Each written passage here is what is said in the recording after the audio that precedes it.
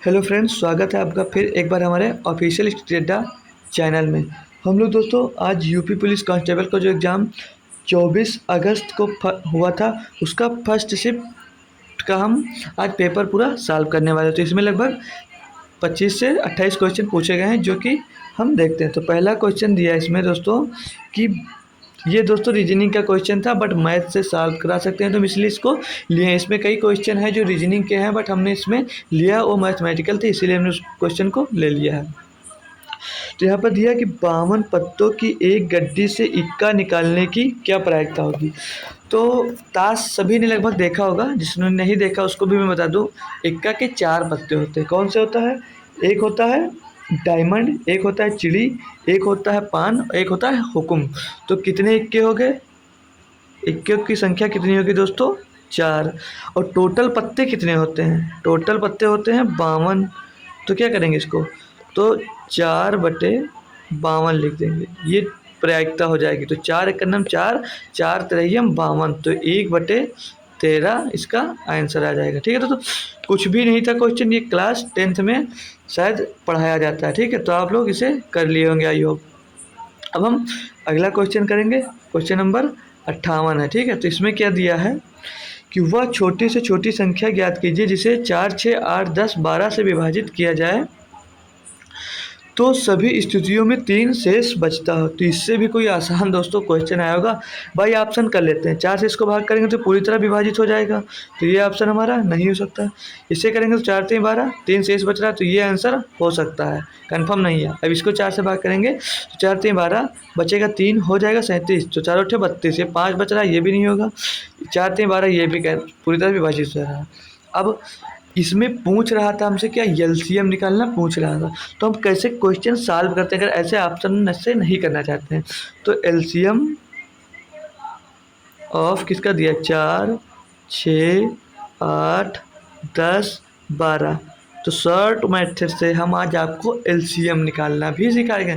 +3 दिया, इन सब का एलसीएम निकालने के बाद +3 कर देंगे। क्यों? क्योंकि इसमें शेष बचता है। अब इसका एलसीएम निकालेंगे तो इसमें पहले बड़ी संख्या हम ले लेते हैं। बड़ी संख्या दी है 12। अब 12 10 को कौन से हम गुणनखंड कर सकते हैं? 10 का गुणनखंड कर सकते हैं, 2 गुणे 5 कर सकते हैं। अब इसमें जो 12 है, 12 में 2 तो मिल रहा है बट 5 नहीं मिल रहा है, तो 5 का यहाँ पर आप लोग गुणा कर दीजिए। फिर दिया यहाँ पर क्या? 8। तो 8 का क्या गुणनखंड कर सकते हैं? हम इसको 2 गुणे में 4 लिख सकते हैं दोस्तों। तो 4 तो यहाँ पे 12 में मिल जाएगा, यानी कि 4 3 12, लेकिन 2 नहीं मिलेगा, तो 2 का एक बार यहाँ पर गुणा कर दीजिए।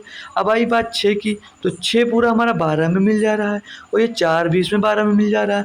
तो 12 पंचे 60 दूनी 120 और प्लस में 3 हमें यहाँ पर देखना है। तो 120 और प्लस में 3 बराबर में कितना आ जाएगा? 123 वो हमारी संख्या हो जाएगी, जो इससे इन सभी से भाग दिया जाएगा तो 3 शेषफल बच जाएगा।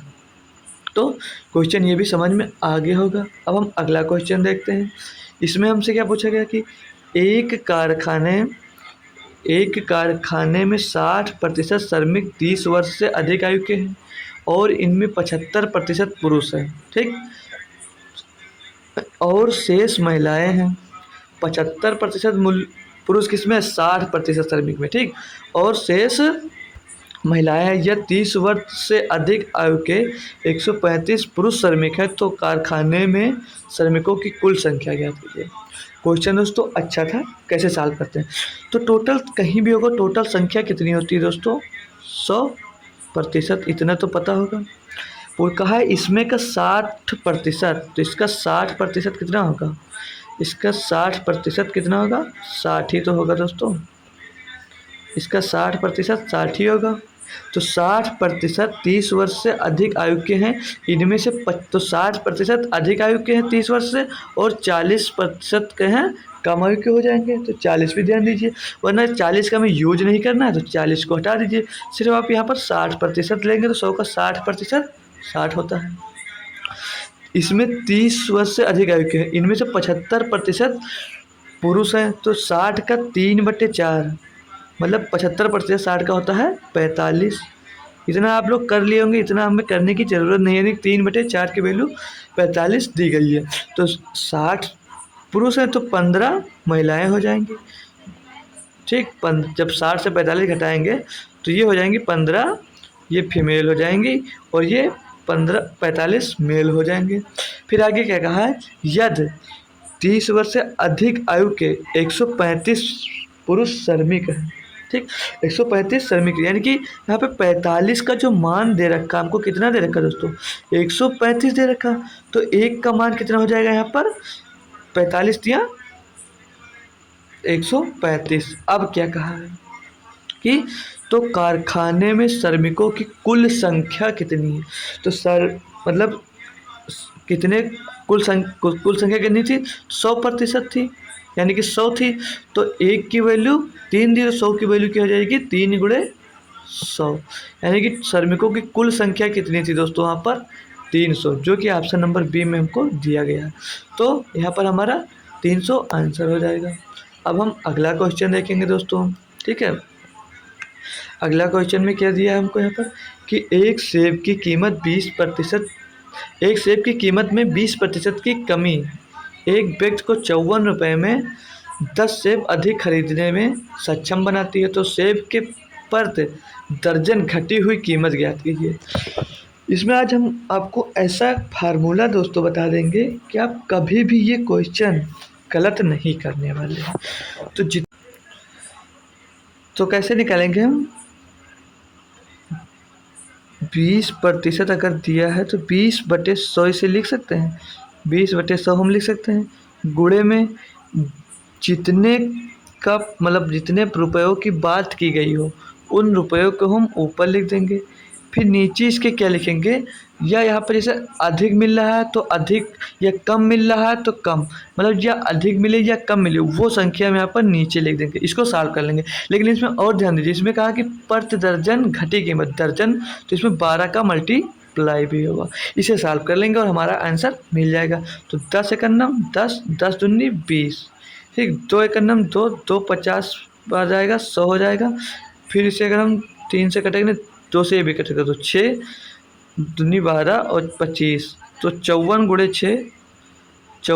6 कितना होगा दोस्तों, 5 × 6 = 30, 3 चौक 4 छंग 24, 324 आ जाएगा लगभग। लेकिन साल में 6 को 24 के 4 हंसिला 2, 6 पंचे 30, 2 32, कितना हो गया 324/25। इसको हम कैलकुलेट कर लेंगे दोस्तों और हमारा यहाँ से हमको आंसर मिल जाएगा। तो 25 × 9 25, 25 × 9 25 बचा कितना यहाँ पर 7 हो गया, 74, 25 दूना 50, फिर कितना बचा 22, तो 22 बचा, तो कितना हो गया यहाँ पर 22 बचेगा तो 220 हो जाएगा। एक बार और कैलकुलेट कर लें, 25 × 9 25 बचा, 7 हो गया 74 और 25 तो 9 बचेगा, 24 बचेगा तो 240, 25 9 या 225 होगा, 25 9 या 225, फिर बचा कितना 15 हो गया 150, 25 छक्के 150, तो यानी कि 12 रुपये 96 पैसा इसमें आंसर आएगा दोस्तों, ठीक है। तो ये हमारा ऑप्शन नंबर सी सही होगा, जिसने भी 12.96 आंसर दिया होगा उसका आंसर सही होगा। हम अगला क्वेश्चन दोस्तों यहाँ पर देखेंगे, इसमें क्या दिया है कि एक गिलास में दूध और पानी का अनुपात 3:5 के अनुपात में मिलाया जाता है और दूसरे गिलास में 6:1 के अनुपात में मिलाया जाता है। दोनों गिलासों की सामग्री को एक साथ किस अनुपात में मिलाया जाए ताकि नए मिश्रण में दूध और पानी का अनुपात 1:1 हो जाए। तो मिक्सचर एलिगेशन का क्वेश्चन दोस्तों है, इसे हम कैसे सॉल्व करने वाले हैं आसानी से, वो आपको ध्यान से देखना है, ठीक है। तो ध्यान दीजिए दोस्तों, हम यहाँ पर हमें मिल्क और वाटर की वैल्यू दी गई है, तो इसका हम मिल्क को लेकर अगर सॉल्व करते हैं तो ये क्या हो जाएगा 3/8, ये हो जाएगा 6/1 और सॉरी 6/7 होगा, ठीक, 6/7 और ये मिश्रण की मात्रा जो लास्ट में निकालना तो क्या हो जाएगा 1/2। हम इसका सॉल्व करेंगे तो 3/8 और यहाँ पर कितना है 6/7, 6/7 और यहाँ पर क्या है 1/2, 1/2 क्या है दोस्तों, ये मिश्रण की मात्रा दी हुई है। अब इसे हम घटाएंगे दोस्तों, तो एलसीएम इसका 7 दूनी 14 मतलब 14 हो जाएगा और 6 - 1 यहाँ पर बचेगा 5, इसका एलसीएम कितना हो जाएगा 8 और घटाएंगे कितना, तो घटाएंगे तो यहाँ पर 3 में से 1 जाएगा तो कितना बचेगा 2, ठीक। तो इसको काटेंगे तो 4 दूनी 8, 2 से काटे 2 चौके 8, 2 सत्ते 14, तो इसे सॉल्व करेंगे तो 7 दूनी इसका क्रॉस मल्टीप्लाई हो जाएगा ठीक, यहाँ पर दोस्तों 1 बचेगा, यहाँ पर 1/8 बचेगा। ठीक है, तो 2 से काटेंगे तो 2 को 8, इसे काटेंगे 2 सत्ते 14। अब इसका क्रॉस मल्टीप्लाई कर देंगे तो कितना आ जाएगा हमारे दोस्तों, क्रॉस मल्टीप्लाई करेंगे हम इसका, इसका और इसका, तो 8 चौक, सॉरी 5 चौक, 5 चौक कितना होगा 20 अनुपात 7 एकम 7, तो 20:7 के अनुपात में मिलाएंगे तो हमारा नया अनुपात 1:1 प्राप्त हो जाएगा। तो दोस्तों हम अब अगला क्वेश्चन सॉल्व करेंगे। क्वेश्चन नंबर 72 था हमारे मतलब पेपर में। 72 पुस्तकों का क्रय मूल्य 60 पुस्तकों के विक्रय मूल्य के बराबर है, तो लाभ प्रतिशत क्या है? बताइए, इतना आसान क्वेश्चन हमको पेपर में देखने को मिल जाता है। 20% इसका देखते ही आप लोग आंसर लगा सकते हैं। ठीक है, अब देखेंगे हम सॉल्व कैसे करते हैं। तो जो 72 कास्ट प्राइस है इसका, ठीक, 72 पुस्तकों का क्रय मूल्य मतलब 72 पुस्तकों का क्रय मूल्य बराबर किसके है, 60 पुस्तकों के विक्रय मूल्य। तो 60 पुस्तकों का सेलिंग प्राइस, इसे सॉल्व करेंगे हम तो सॉल्व करेंगे क्या हो जाएगा, 12 पंचे 60, 12 छन 72, तो कॉस्ट प्राइज अपान सेलिंग प्राइज क्या मिलेगी हमें, 5/6, यानी कि हम 5 में खरीद कर 6 में बेच रहे हैं, तो कितने का प्रॉफिट हो रहा है, 1 का, किस में हो रहा है, 5 में, मल्टीप्लाइड बाई 100, तो 5 से गुणा होगा 100 को, 5 भी सही है हम 100, यानी कि 20% आपका आंसर आ जाएगा, जो हमने पहले देखते ही इसको टिक कर दिया था। तो आई होप आप भी दोस्तों 20% आंसर दे के आएंगे और एकदम सही जवाब देकर आए होंगे। अब देखिए नया क्वेश्चन क्या करा, यदि केले की कीमत, यदि केले को 50 रुपये में 60 की दर से खरीदा जाता है और 60 रुपये में 50 की दर से बेचा जाता है, तो लाभ प्रतिशत क्या है? क्वेश्चन अच्छा है ये वाला। तो हम मात्रा इधर दिया है हमको, पहले क्या दिया हमें यहाँ पर, मात्रा बराबर हम मूल्य मान लेंगे। ठीक, तो मात्रा कितनी है, 50 की दर में 60 खरीद रहा है, तो 60 कितने में खरीद रहा है, 50 में। ठीक, इतना समझ में आया। फिर दूसरा क्या दे रहा है, 60 में खरीद रहा है 50, तो 50 खरीद रहा है कितने में, 60 में। अब क्या करेंगे हम, मात्रा हम समान करने के लिए इसमें किसका मल्टीप्लाई कर सकते हैं, तो इसमें हम 5 का अगर ऊपर नीचे मल्टीप्लाई कर दें तो इसकी मात्रा समान हो जाएगी। सिर्फ 5 का करना है, सिर्फ 5 की मल्टीप्लाई कर देंगे तो मात्रा हमारी समान हो जाएगी। ठीक है, मात्रा समान हो गई। अब हम इसे सॉल्व करेंगे जब, तो कितना हो जाएगा, ये 300, नीचे भी 300 हो जाएगा, और 5 से इधर गुणा हो दोस्तों, तो 5 से हमारा इधर भी गुणा हो जाएगा। ठीक है, 5 से इस साइड में भी गुणा हो जाएगा। अब हमारा जो निकल कर आएगा कॉस्ट, मात्रा और मूल्य, तो ये मात्रा इधर हो जाएगी 300, कितना हो जाएगी मात्रा हमारी हो जाएगी दोस्तों 300। ठीक है, मात्रा हो जाएगी 300 इधर, और नीचे भी 300, और उधर कितना आ जाएगा दोस्तों 250, कितना आ जाएगा 250, और बटे में 6×5 = 300। अब यहाँ पर देख रहे हैं इन 6×5 = 30, ठीक, यहाँ पर 5 से 6×5 = 30, इसमें 6 का गुणा होगा, यहाँ पर 6 का गुणा होगा, तभी तो 300 बराबर होगा। तो यहाँ पर 6 का गुणा होगा 300, और तो फिर यहाँ पर भी 6 से गुणा होगा, तो 6 का होगा 36, 360 दोस्तों यहाँ पर आ जाएगा, थोड़ा सा मिस्टेक हो गया था। ठीक, फिर अब देखें 250 से कितने में मूल्य पहुँच गया, 110 रुपये अधिक मूल्य हो गया, 110 रुपये अधिक मूल्य हो गया, किस में हो गया 110 अधिक, 110 अधिक हुआ 250 रुपये में। ठीक है, 250 रुपये में 110 अधिक हुआ, मल्टीप्लाई 100 कर देंगे, हमारा परसेंटेज निकल आएगा। तो 1 0 से ये 1 0 चला जाएगा, 25 चौके हो जाएगा 100, तो 11 चौक 44, यानी कि 44% जो होगा वो इनका लाभ प्रतिशत होने वाला है। तो ऑप्शन नंबर हमारा डी एकदम सही जवाब है दोस्तों। तो आई होप ये भी क्वेश्चन समझ में आ गया होगा। फिर से एक HCF और LCM का क्वेश्चन है, आप लोग HCF और LCM अच्छे से पढ़कर जरूर जाइएगा। दिया 12, 18 और 20 और 25 का LCM, अभी हमने जैसे सीखा था निकालना, तो ऐसे आप लोग इसका LCM निकाल सकते हैं। तो LCM ऑफ 12 किसका किसका दिया है, 12 का दिया है, 18 का दिया है, 20 का दिया है और 25 का दिया है। तो हमने क्या कहा था, इसमें से हम बड़ी संख्या एक ले लेते हैं, इसमें से हम बड़ी संख्या ले लेते हैं। तो बड़ी संख्या हमारी दी हुई है 25। अब 20 को किस में तोड़ सकते हैं, 4 गुणे 5 में लिख सकते हैं। तो 5 तो 25 में मिला है, लेकिन 4 नहीं मिला, तो 4 यहाँ पर लिख लेंगे हम। अब यहाँ पर दिया ये 18, 18 को 2 गुणे 9 में हम डिवाइड कर सकते हैं, ठीक। तो इसमें 2 मिल रहा है 4 में, लेकिन 9 नहीं मिला, तो 9 का गुणा कर देंगे। 12 को किस में हम तोड़ सकते हैं, तो 3 गुणे 4 में हम 12 को तोड़ सकते हैं। तो 4 तो पूरा पूरा यहाँ पर मिल रहा है और 3 9 में मिल रहा है। इनको सॉल्व कर लेंगे तो 25 चौको 100, 100 गुणे 9 बराबर 900। तीन सबका एलसीएम कितना होगा दोस्तों, 900। ऐसे आप सीख सकते हैं। हमारी एलसीएम और एचसीएफ की एक क्लास पढ़ी हुई है, अगर आपको नहीं आ रहा अच्छे से तो वहाँ सर उसे देखकर एक बार ज़रूर जाइएगा दोस्तों पेपर देने, ठीक है। अब क्या कहा है कि ए किसी कार्य को पूरा करने में बी की तुलना में 50% अधिक समय लेता है। यदि वे एक साथ काम को पूरा करने में 27 दिन लेते हैं तो बी अकेले को इसमें कितना समय लगेगा। मतलब बी 27 दिन में, यदि वे मतलब एक साथ काम करते हैं दोस्तों तो 27 दिन में कर लेते हैं। अगर वो एक साथ काम करते हैं तो कितने दिनों में वो करेंगे, ये हमसे यहाँ पर पूछा जा रहा है, ठीक है। तो हम कैसे सॉल्व कर सकते हैं, देखिएगा, ठीक है।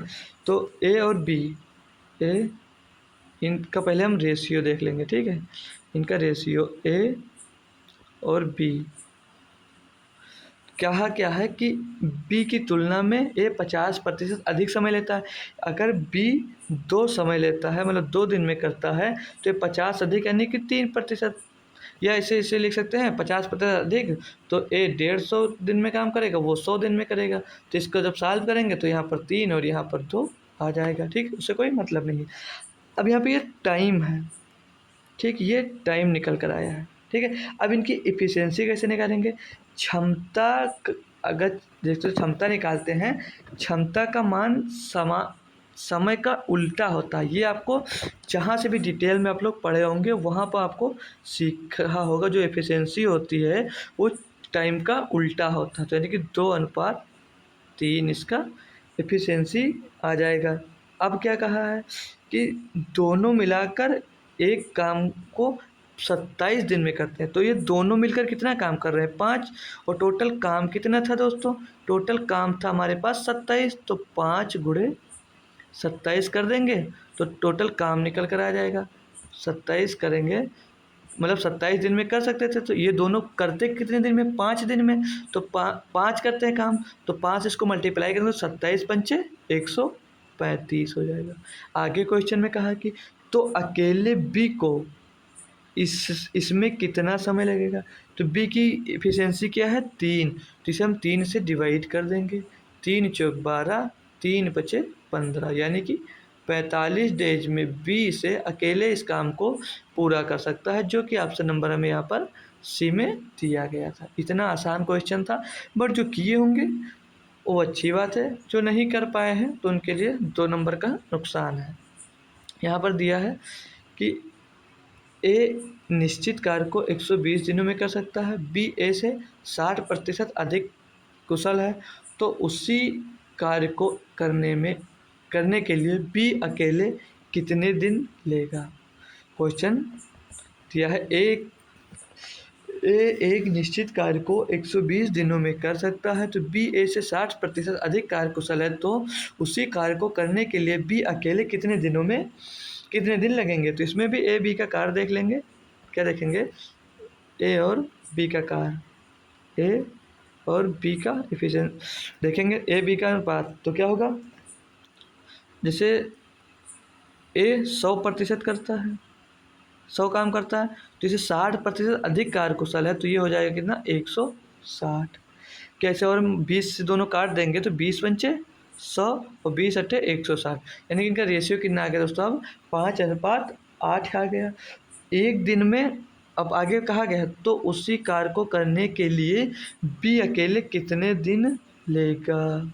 जो बी कितने दिन लेगा हम कैसे निकाल सकते हैं, तो यहाँ पर ए एक दिन में कितना काम करता है, एक दिन में 5 काम करता है। टोटल काम कितने दिनों में किया था, 20 दिनों में, तो इसमें 120 दिनों में, तो 120 का इसमें हम गुणा कर देंगे 120 का, तो 12 पंजे 60 यानी कि 600 काम था पूरा टोटल।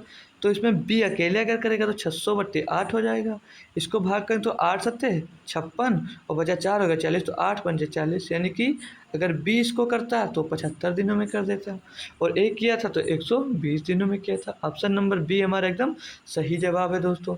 हम अब अगला क्वेश्चन देखते हैं 67 नंबर। इसमें क्या कहा है कि एक व्यक्ति 600 किलोमीटर की दूरी ट्रक द्वारा 80 किलोमीटर प्रति घंटे की चाल से 800 किलोमीटर हवाई जहाज़ द्वारा 400 किलोमीटर घंटे की चाल से और 100 किलोमीटर मोटरसाइकिल द्वारा 50 किलोमीटर प्रति घंटे की चाल से तय करता है, तो पूरी दूरी तय करने के लिए औसत चाल ज्ञात करना है। तो क्वेश्चन ये इजी था। 600 + 800 कितना हो गया 1400, 1400 + 100 यहाँ पर दिया है तो कितना हो जाएगा 1500 टोटल दूरी मिल जाएगी। टोटल दूरी कितनी मिल जाएगी 1500। तो ये औसत कैसे निकालते हैं, टोटल दूरी बटे टोटल लगा समय।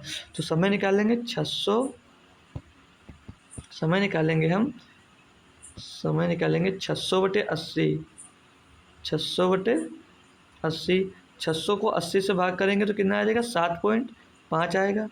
फिर 800 मीटर है 400 किलोमीटर प्रति घंटा की गति से तय किया तो 2 घंटे आ जाएगा यहाँ पर, ठीक, बराबर 2 घंटे। यहाँ पर 7.5 घंटे।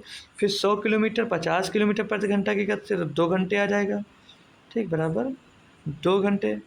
टोटल कितना हो गया 7 2 9 2 11.5। तो यहाँ पर हमारे पास काम कितना टोटल कितना था 8 से 1400, 14 1 1500 था। कितना यहाँ पर हमको हमारे पास 1500 था, ठीक। तो 1500 बटे कितना निकल कर 11.5 घंटे निकल कर। तो यहाँ से पॉइंट हटाएंगे, यहाँ पर 0 बढ़ाएंगे, 5 से काटेंगे तो 5 दूनी 10, 5 3 15, इसे 5 से काटेंगे तो 5 3 15, 3000 आ जाएगा। 3000/23 मिल रहा है, 3000/23। तो 23 दोस्तों एक ही टर्म में दिया था, वो भी ऑप्शन नंबर आपको ए में दिया था, तो हमारा ऑप्शन नंबर ए सही हो जाएगा। डिवाइड करने की कोई ज़रूरत नहीं है। 23 से डिवाइड करेंगे तो 23 से करना हम 23 आएगा, बचेगा 7 हो जाएगा 70, तो 23 दूना 46, 23 या 69 हो जाएगा, 23 या 69। फिर कितना बचा यहाँ पर 70, 1 बचा तो 10 हो गया, तो सॉरी कितना बचा 0 बचा।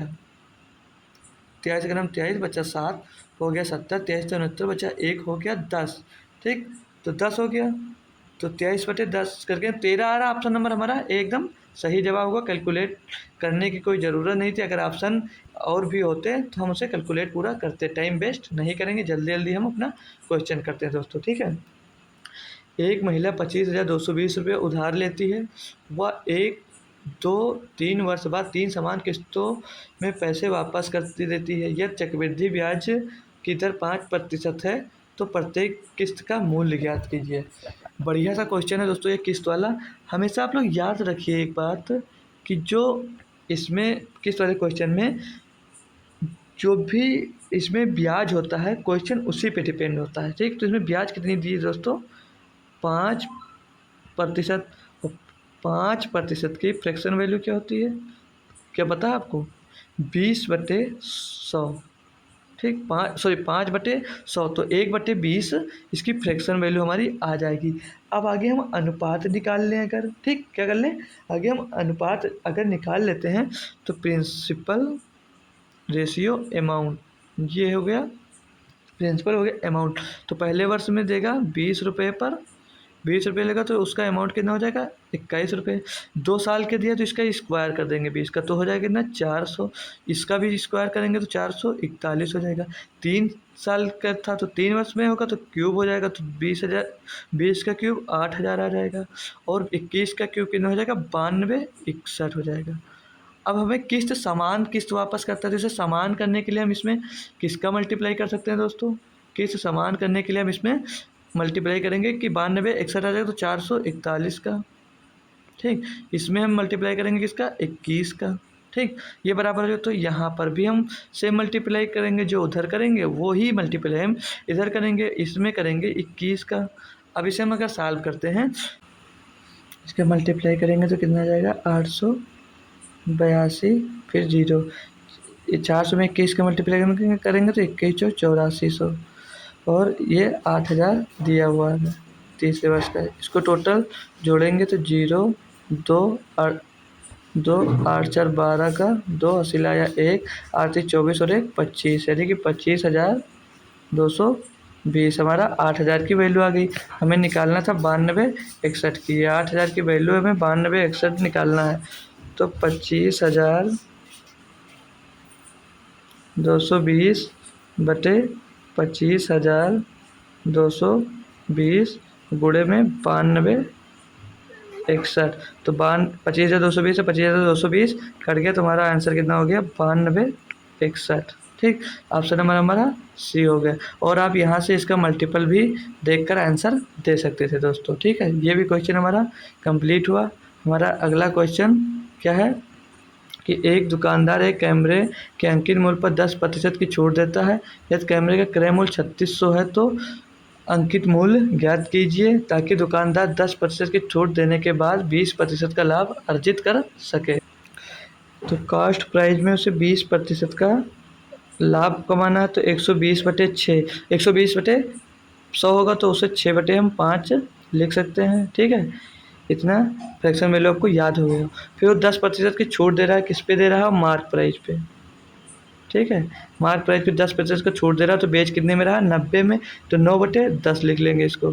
ठीक है, 9/10, तो 5 कन्नम 5, 5 दूनी 10 हो जाएगा, और 3 दूनी 6, 3 त्रिका 9, तो CP/MP इज इक्वल टू 3/2 हो जाएगा। ठीक, यहाँ पर 2 2 दूनी 4 हो जाएगा। ठीक है, ये इसका गुणा होगा तो 2 दूनी 4 हो जाएगा। क्वेश्चन में 3 की वैल्यू दे रखी है 3600, तो 1 की वैल्यू कितनी हो जाएगी 1200, और 4 की वैल्यू कितनी हो जाएगी 12 चौक 4800, यानी कि 4800 रुपये अंकित करेगा, और 10% की छूट भी देगा, तब भी उसको 20% का लाभ मिलेगा यहाँ पर। ठीक है, अब अगला क्वेश्चन करेंगे हम लोग।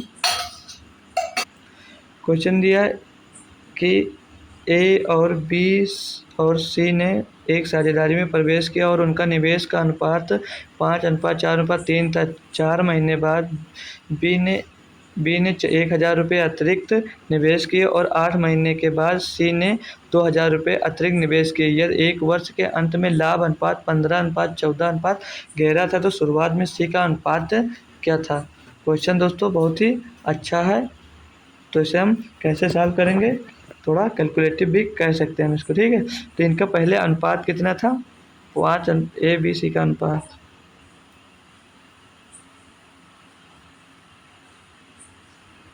ए बी सी का अनुपात, तो इसको हम यक्स मान लेंगे, 5x,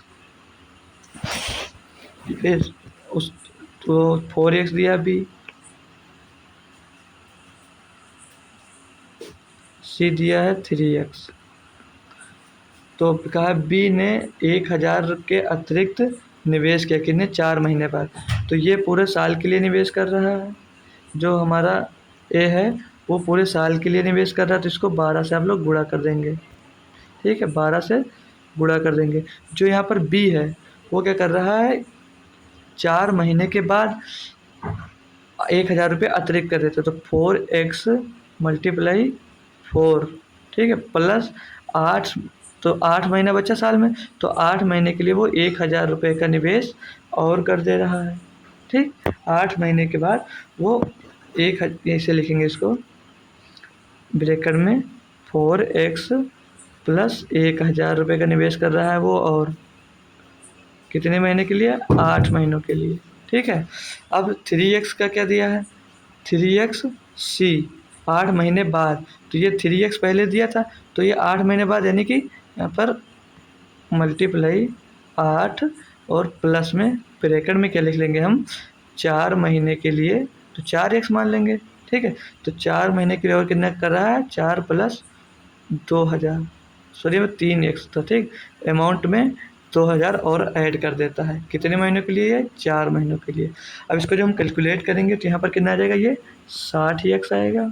ठीक, ये वाला कैलकुलेट करेंगे तो 4 चौक 16x, और 16x, ये 8 चौक 32, 16 32 कितना हो जाएगा दोस्तों, 48x हो जाएगा। 48x प्लस 8,000, 1000 में 8 का गुणा होगा। अनुपात 3x 3 बटे 24x हो जाएगा और 4 3 12, 24 12 कितना हो जाएगा दोस्तों 36x। 36x प्लस ये 2000 दो चौको 8000, यहाँ पर भी हो जाएगा कितना हो जाएगा 8000। ठीक है, हाँ ठीक है 8000 हो जाएगा। अब हम इसको कैसे सॉल्व करते हैं वो आगे देखिए। तो हम पहले किसका ए और बी का अनुपात अगर यहाँ से हम ले लेते हैं, क्या ले लेते हैं बी और ए का अनुपात। ठीक, बी और ए और बी का अनुपात, तो ए बटे बी।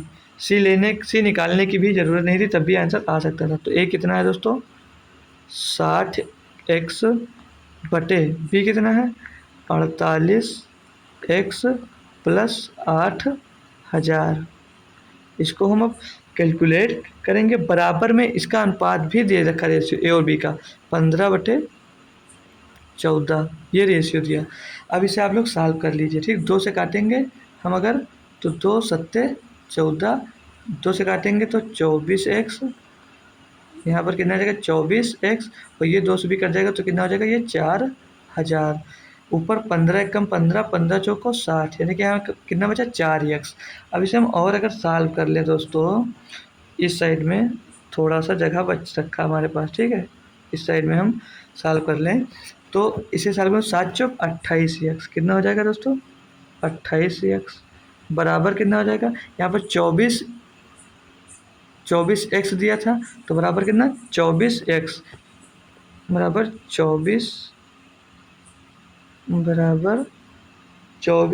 24x प्लस में यहाँ पे 4000 भी हमारे पास बचा था। ठीक, 4000 24, तो ये x इधर आएगा तो बचेगा कितना 4x। 4x is equal to value के दे रखी है हमको 4000।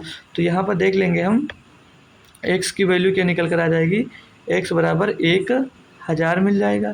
और यहाँ हमें पूछ रहा है c के वैल्यू, तो c का इन्वेस्ट कितना था 3x, तो 3x का मान क्या हो जाएगा दोस्तों 3000।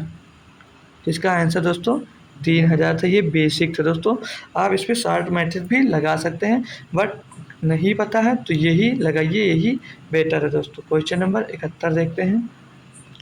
एक साझेदारी में x की पूंजी 1/6 का 1/6 समय के लिए निवेश करता है, y 1/3 पूंजी का 1/3 समय के लिए निवेश करता है, और z पूरे समय के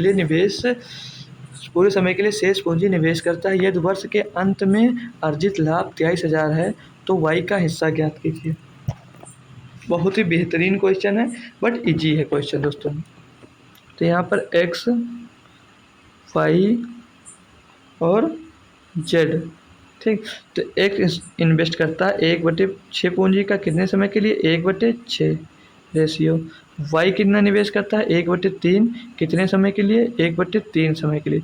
और जो z निवेश करता है, इन दोनों के इन्वेस्ट करने के बाद जितना बचता है तो 1/6 प्लस 1/3 कितना होगा बराबर एलसीएम 6 और 3 9, सॉरी 1 मिनट 6। ठीक, तो यहाँ पे 2 और 1 3, 3/6 होगा तो 3 1 3, 3 दूनी 6, यानी कि जेड कितना निवेश करता है 1/2, और ये पूरे टाइम के लिए निवेश करता है। पूरे टाइम मतलब कितने 1 साल के लिए, तो यहाँ पर ये 1 से मल्टीप्लाई कर देंगे। अब इसे हम सॉल्व कर लेंगे तो 1/36 रेशियो 1/9 रेशियो 1/2, इन सभी का एलसीएम कितना आ जाएगा नीचे 36, ऊपर 1 रेशियो 9 चौक 36 तो 4 अनुपात 2 तो 18, 1:4:18 इनका क्या आएगा दोस्तों रेशियो आ जाएगा। 1:4:18 इनका क्या आ गया दोस्तों 1:4 इनका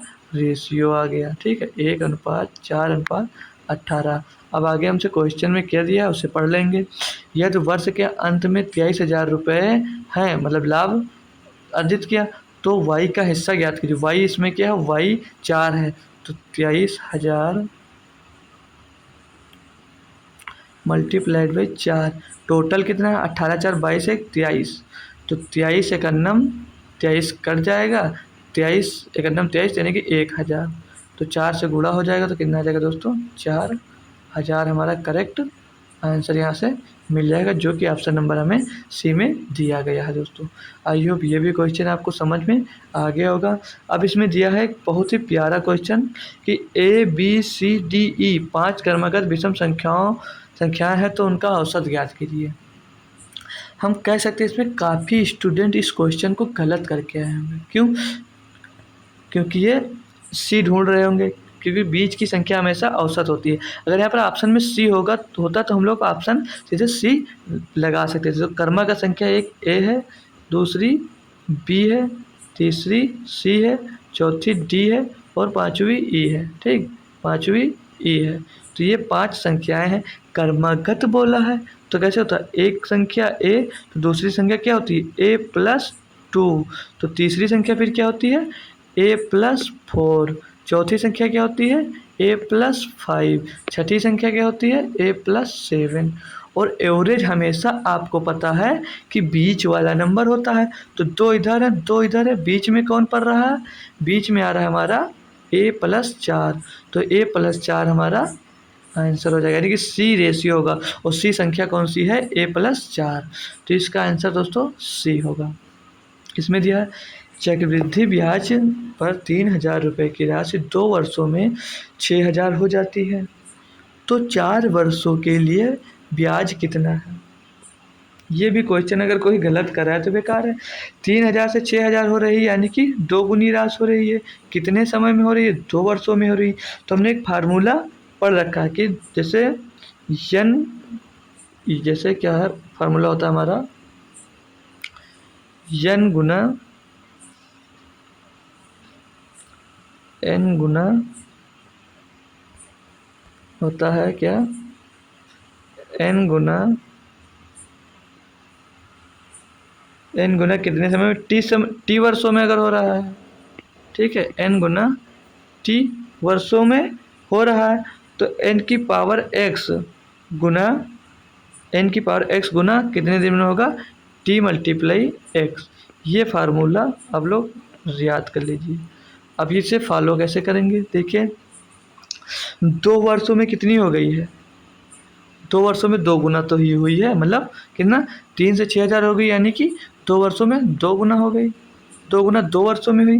तो पूछ रहा है 4 वर्षों के लिए ब्याज कितना होगा, तो 4 यानी कि इसको 2 की पावर 2 में लिख सकते हैं। तो यहाँ समय कितना लगेगा, 2 गुणे 2 यानी कि 4 वर्ष। ठीक, 4 वर्ष में 2 गुना हो जाएगी। तो हम क्वेश्चन के अकॉर्डिंग कैसे, हमारी अमाउंट कितना चाहिए 4 गुना, मतलब ये 4 साल में कितना हो जाएगी। तो 4 साल में कितने गुना हो रही है, 4 गुना। ठीक, तो 3,000 गुणे 4 बराबर 12,000। तो इसमें कहा क्या है, 4 वर्षों के लिए ब्याज ज्ञात करना, ना कि हमें अमाउंट ज्ञात करना था। तो अमाउंट से 3,000 हम माइनस कर देंगे भाई। यहाँ मिस्टेक मत करना, तो पूरा लगाया गया क्वेश्चन आपका गलत हो सकता है। तो 12 में से 3,000 घटाएंगे तो हमारा 9,000 करेक्ट आंसर हो जाएगा, जो कि ऑप्शन नंबर हमको बी में दोस्तों दिया गया था। ठीक, बी ऑप्शन हमारा सही जवाब हो जाएगा। ठीक है, तो ये भी क्वेश्चन आपको समझ में आ गया होगा। हम अगला क्वेश्चन अब देखते हैं। इसमें कहा गया है कि पुस्तक के अंकित मूल्य पर 12% छूट देने के बाद एक दुकानदार 21% का लाभ अर्जित करता है। यदि वह यह छूट नहीं देता तो कितना लाभ अर्जित करता है। बहुत ही आसान क्वेश्चन है, जैसे हम कॉस्ट प्राइस और मार्क प्राइस मानकर करते थे, इसे कर सकते हैं। तो पहले कॉस्ट प्राइस पे कितना वो मतलब प्रॉफिट ले रहा है 21%, तो कितना हो जाएगा ये 121/100 बराबर में मार्क प्राइस कितनी है, मार्क प्राइस पे 12% छूट दे रहा है, तो 12% छूट दे देगा, कितना बचेगा 88/100। तो ये 100 से 100 कैंसिल हो जाएगा हमारा। ठीक, यहाँ पर ये 11 गिराइए में 121, 11 8 88, तो कॉस्ट प्राइस और मार्क प्राइस का रेशियो क्या मिल जाएगा 8/11। तो यहाँ पे कितनी प्रॉफिट हो रही है, 3 की प्रॉफिट हो रही थी। 3 की प्रॉफिट किस में हो रही थी, 8 में, मल्टीप्लाइड बाई 100 कर दीजिए। तो 100 से 2 से काट देंगे, सीधे काट दीजिए, 8 से इसको काटेंगे कितना आएगा 12.5 आता है। ठीक। 100 को हम 8 से जब भाग करते हैं तो 12.5 आता है। ठीक, 12.5 आता है। अब 12.5 गुणे 3 करेंगे तो 3 पचे 15 का 5 हासिल आया, एक पॉइंट लगा देंगे, 3 दूनी 6 और एक 7, 3 एकम 3, यानी कि 37.5% उसको लाभ होता अगर वो कोई भी छूट नहीं देता तो। ऑप्शन नंबर हमारा डी एकदम सही जवाब है दोस्तों। क्वेश्चन नोट वो कर लिया। अब हम अगला क्वेश्चन देखेंगे।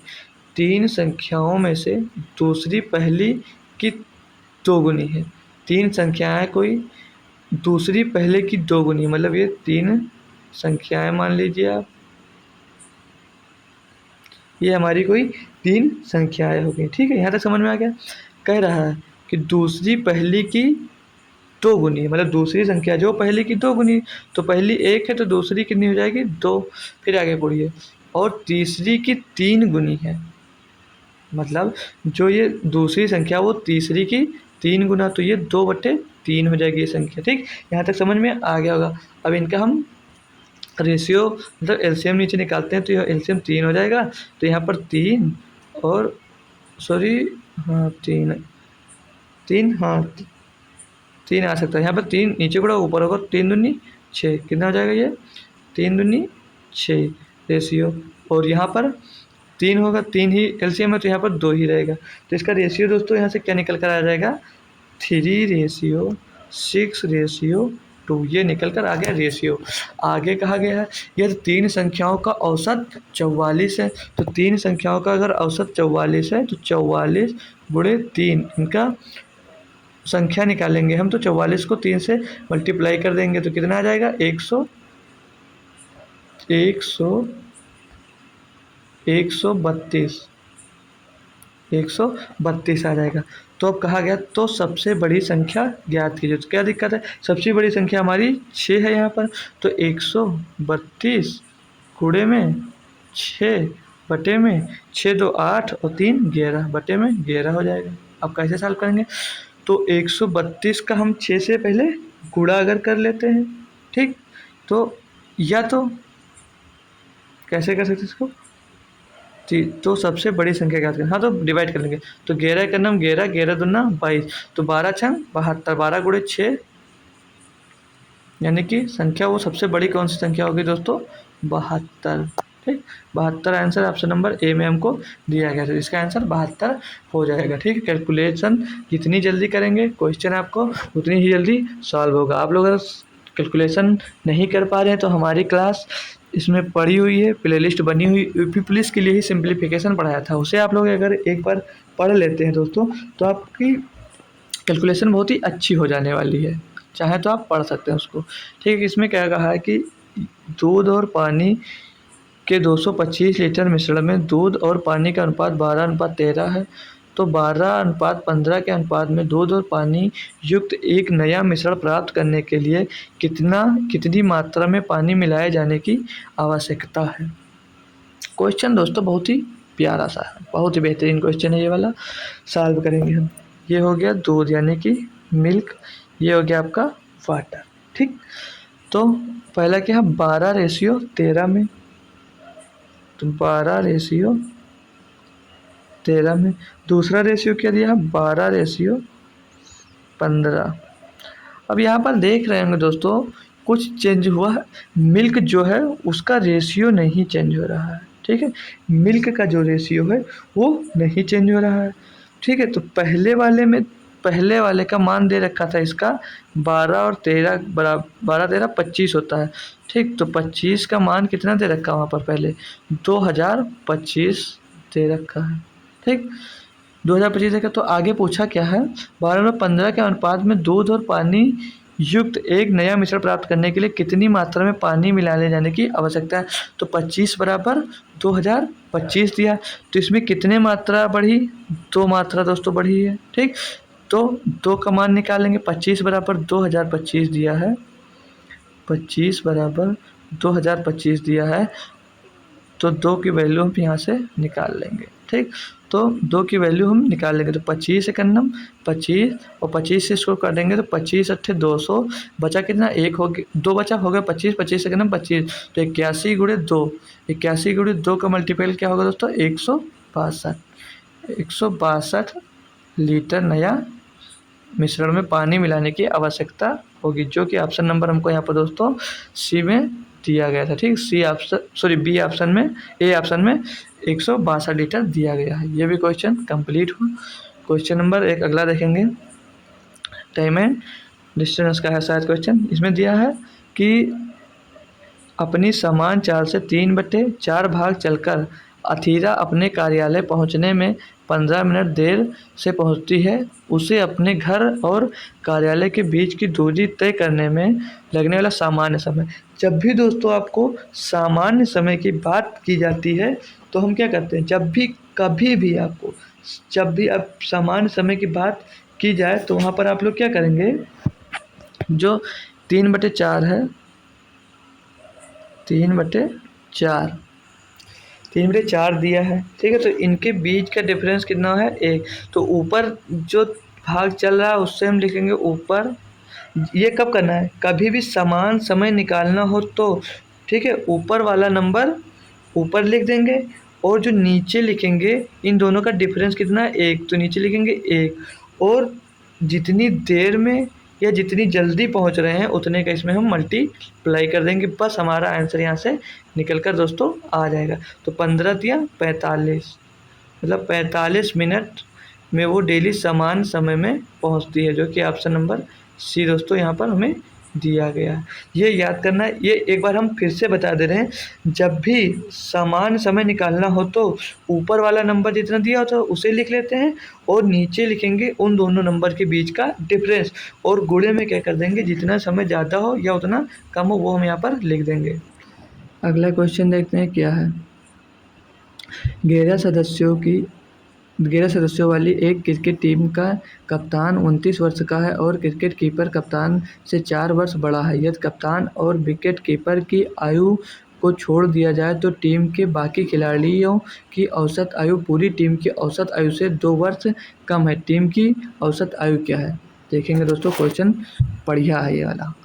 ठीक है, क्या करेंगे इसमें कि 11 सदस्यों की औसत आयु मतलब दी नहीं है हमें, तो हम औसत आयु मान लेंगे x। कितनी मान लेंगे दोस्तों, हम जो औसत आयु मानेंगे हम सीधे लिख लिए x मान लिए। तो 11 सदस्यों के औसत कितना हो जाएगा दोस्तों, यहाँ पर अगर हम इनका औसत मान ले रहे हैं तो कितना औसत हो जाएगा, तो 11x हो जाएगा। ठीक है, ये याद रखेंगे। ठीक, फिर क्या दिया है कि टीम के कप्तान 29 वर्ष के हैं। ठीक है, टीम के जो कप्तान है वो 29 वर्ष के हैं और विकेट कीपर जो मतलब है वो विकेट कीपर कप्तान से 4 वर्ष बड़ा है। तो विकेट कीपर कप्तान से 4 वर्ष बड़ा है, तो कितना हो जाएगा, 29 और 4 33। इनका टोटल क्या होगा दोस्तों, 29 और 33 62। ठीक, ये दोनों का आयु कितनी होगी, 62 वर्ष। तो क्या दिया है यहाँ पर, हमने मान लिया इसको, इसे हटाकर थोड़ा अच्छे से लिख लेंगे एक बार हम। ठीक है, क्या दिया है हमें, औसत है हमने मान लिया x, तो कितना हो जाएगा यहाँ पर 11x बरा माइनस उसमें से हमें 62 माइनस कर देंगे, क्योंकि हमने औसत मान लिया। तो औसत निकलने की वजह से 10 संख्याओं का औसत 5 है, तो उसका क्या करते थे हम, 10 का गुणा 5 से करते तो 50 हो जाता था। तो यहाँ पर x मान लिया औसत, तो 11x में से हम 62 अगर घटा देते हैं दोस्तों, 11x से हम 62 घटा देंगे तो क्या मिल जाएगा, 9। जो यहाँ पर कितने खिलाड़ी चले गए थे, 2 निकल गए तो 9 खिलाड़ी बचे, तो इनकी औसत आयु यहाँ से मिल जाएगी, यानी कि 9x हमारे यहाँ पर था 9x माइनस 18। 18 कैसे आया ये देखिए, हम यहाँ पर एक स्टेप मिस करते हैं तो उसे हम पहले ऊपर लिख देते हैं। ठीक है, 11x, क्योंकि आप लोग डायरेक्ट कर देंगे तो नहीं समझ में आएगा, तो 11x माइनस 62 करेंगे।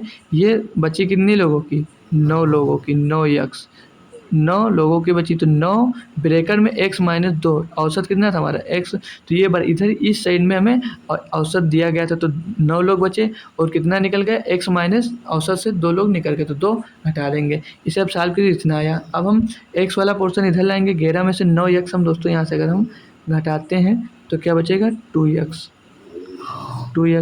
और 62 उधर जाएगा तो प्लस का हो जाएगा, 62 से 18 घट जाएगा तो कितना बचेगा, 44। तो x का मान कितना मिलेगा यहाँ से 22 यार। तो किसकी वैल्यू निकालनी थी हमें, x की ही, तो औसत ही निकालना था। तो 11 छात्रों का जो औसत होगा वो 22 ईयर होगा। ऑप्शन नंबर बी हमारा सही जवाब होगा दोस्तों। ये भी क्वेश्चन हमने कंप्लीट किया। अगला क्वेश्चन देखते हैं।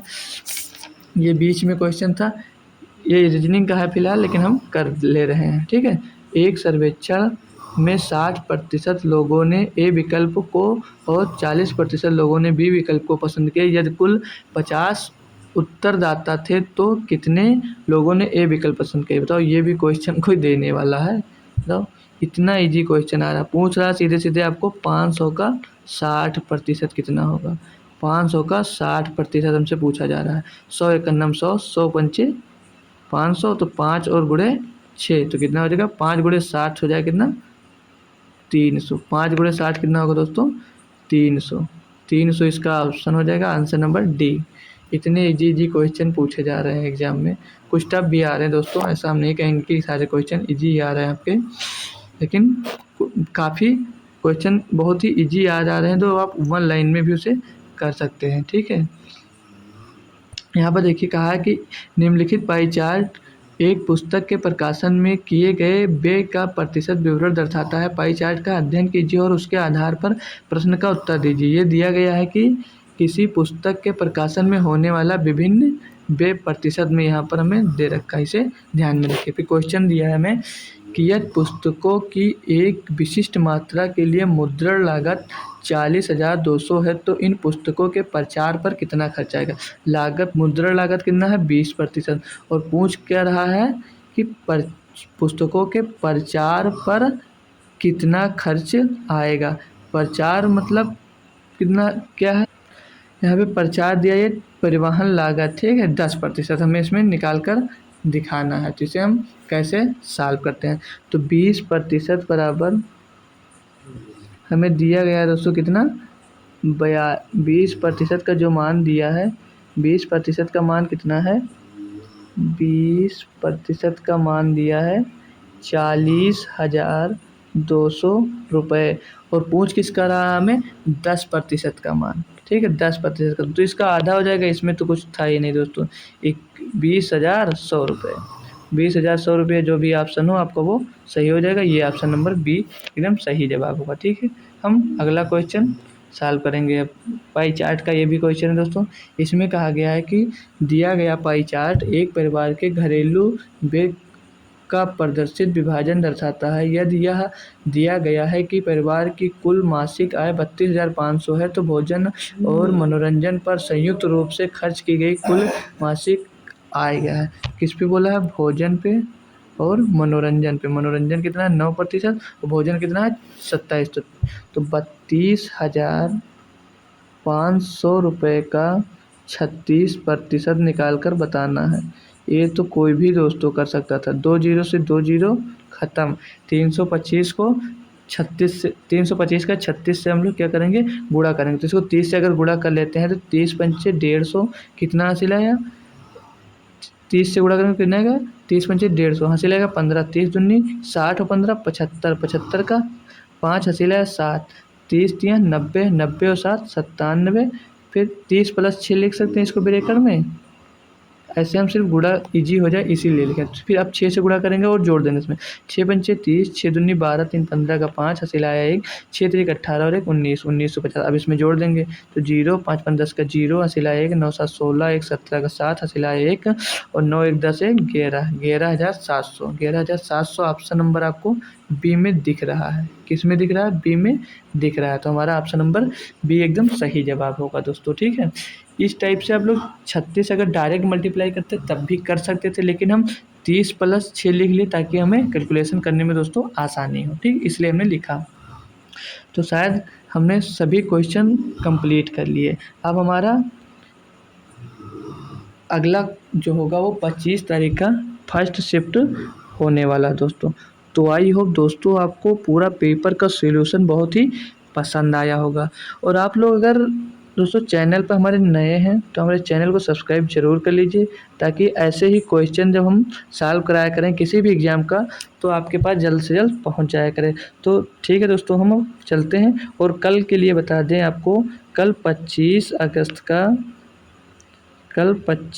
अगस्त का फर्स्ट शिफ्ट का सॉल्यूशन आपको मिलेगा मैथ का। ठीक है, तो तब तक के लिए दोस्तों हम चलते हैं। Thank you so much.